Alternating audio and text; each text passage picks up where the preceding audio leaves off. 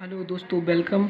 आज हम लेकर आए हैं क्लास 10th का मैथ, जिसमें जो बहुपद चैप्टर है उसी के बारे में कुछ बेसिक कंसेप्ट समझाया जाएगा। क्या है कि देखो, एक्सरसाइज 2.1 यानी जी बेसिक कंसेप्ट है, यानी सूत्रनुमा है। क्या है कि बहुपद किसे कहते हैं? बहुपद किसे कहते हैं? एक से अधिक पद या एक से ज़्यादा पद को हम बहुपद कहते हैं। और बहुपद में चर और अचर होते हैं। ठीक है, चर में क्या होती हैं? जो हमारे अल्फ़ाबेटिक जो ABCD में जो अक्षर आते हैं, जैसे XYZ TUVAV। और अचर संख्या वे होती हैं जो 1 से 100 तक गिनती, यानी गिनती में जो हमारी संख्या होती हैं वही हमारी क्या होती हैं? अचर राशि होती हैं। ठीक है, चर और अचर ये है। अब क्या है, बीजीय व्यंजक किसे कहते हैं?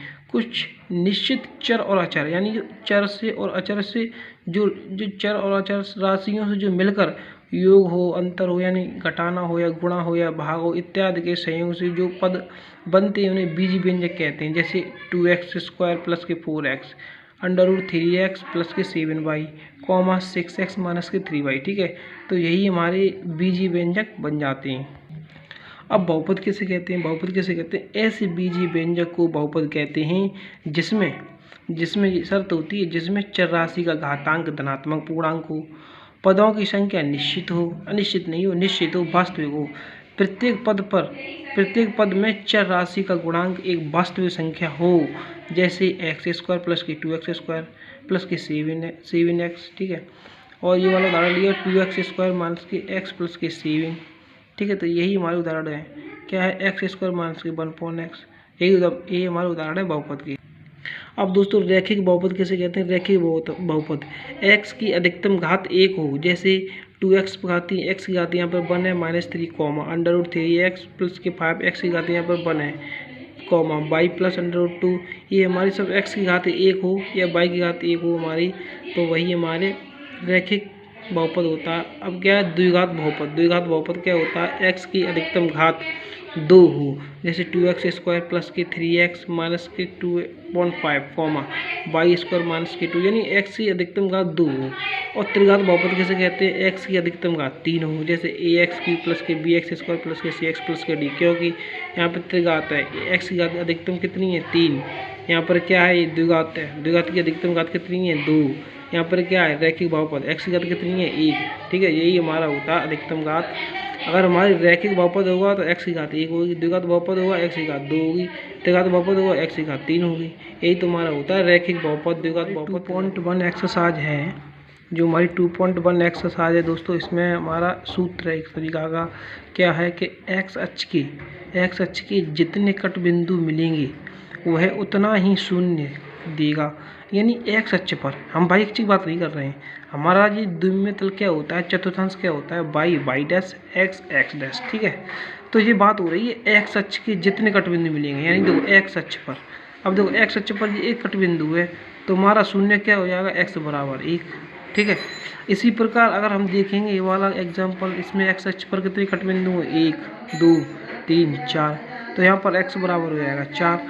तो वही बात कह रहा है कि x अक्ष के जितने कट बिंदु मिलेंगे वह उतना ही शून्य देगा। तो ये है, देखो क्या है, कैसे सॉल्व करेंगे इसको, ये देखिएगा दोस्तों कि देखो, अब हमें x अक्ष पर एक बिंदु एक कट दिख रहा है, तो इसका मतलब 1 हो जाएगा। तो यहाँ पर क्या हो जाएगा कि x अक्ष पर एक कट है, इसीलिए इसका आंसर 1 हो जाएगा, 1। ठीक है, इसी प्रकार क्या है कि इस x अक्ष पर कितने कट हैं? 1 2 3 4, तो यहाँ पर x बराबर इसका आंसर कितना हो जाएगा? 4। ठीक है, क्योंकि 4 कट दे रहा है, 1 2 3 4, तो यही है 4 आंसर आ जाएगा इसका। तो इस प्रकार के सवालों को करेंगे।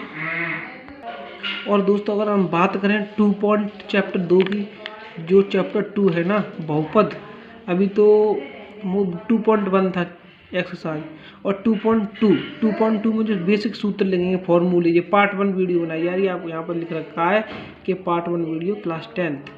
ठीक है, तो इसमें क्या, अगर हमारा द्विघात बहुपद दिख जाए, द्विघात समीकरण दिख जाए, जैसे ax² प्लस bx प्लस के c, अगर हमारा द्विघात समीकरण दिख जाए तो हमें इन सूत्रों का प्रयोग करना पड़ेगा। जैसे शून्यकों का योगफल क्या होता है? अल्फा प्लस बीटा बराबर -b/a।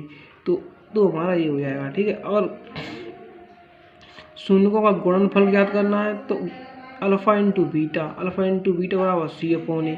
ठीक है, तो यही बात करना है। हमने आपको उस वाली आगे आगे बताया था कि अगर हमारी x की घात 2 है तो द्विघात समीकरण हो जाएगा, अगर x की घात 1 है तो रैखिक समीकरण हो जाएगा, अगर x की घात 3 है तो त्रिघात बहुपद हो जाएगा। ठीक है, तो यही बात है। यहाँ x की घात कितनी है, 2 है, तो द्विघात समीकरण हो जाएगा।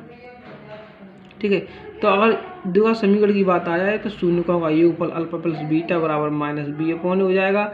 शून्यकों का गुणनफल पूछे तो अल्फा इंटू बीटा C/A हो जाएगा। अगर बात हो जाए त्रिघात की बात आ जाए त्रिघात बहुपद की, ठीक है, ये अल्फा बीटा गामा ये हमारी राशियां हैं यूनानी भाषा की। तो अल्फा त्रिघात बहुपद क्या है, अगर x की घात 3 है तो त्रिघात बहुपद आ जाता है, और x की घात 3 आ जाए तो त्रिघात बहुपद होता है।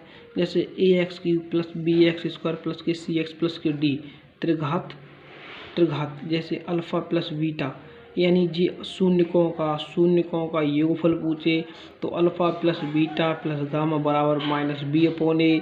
अगर शून्यकों का गुणनफल पूछे तो गुणनफल होता है alpha into beta plus beta into gamma plus gamma into alpha बराबर C/A।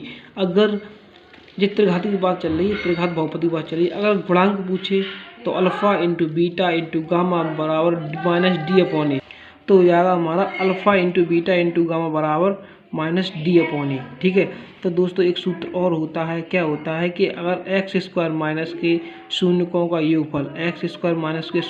योगफल इंटू x प्लस शून्यकों का गुणनफल, तो यही सूत्र हमारे 2 शून्य दिए जाते हैं। इसमें 2 शून्य दिए जाते हैं, योगफल √2 होगा, गुणनफल 1/3 होगा। तो इसमें यही सूत्र लगा देंगे, योगफल हमारा पहले वाला होता है, गुणनफल हमारा दूसरे वाला होता है। तो x² माइनस के शून्यकों का योगफल तो हमारा 2 हो जाएगा, तो इसके स्थान पर रख देंगे शून्यकों का योगफल 2 है और गुणनफल कितना है हमारा 1/3। ठीक है, x² माइनस के √2x इंटू में प्लस शून्य का गुणनफल कितना है 1/3 है। 3x² माइनस के 3√2x प्लस के 1 इसको सॉल्व करेंगे, यही आ जाएगा हमारा समीकरण। और एक सूत्र और होता है, क्या होता है कि भाज्य और शेषफल और भागफल। तो ये सूत्र होता है, जो बाहर वाले होता है उसे भाजक बोलते हैं, अंदर वाले को भाज्य बोलते हैं, इधर बाहर वाले को भागफल और नीचे वाले को शेषफल। तो ये होता है कि भाज्य बराबर भाजक इंटू भागफल प्लस शेषफल। तो दोस्तों यही सूत्र हैं, आप इन सूत्रों को तैयार कर लीजिएगा। तो बहुत ही इम्पोर्टेंट सूत्र हैं, एक्सरसाइज अपने आप सॉल्व हो जाएगी।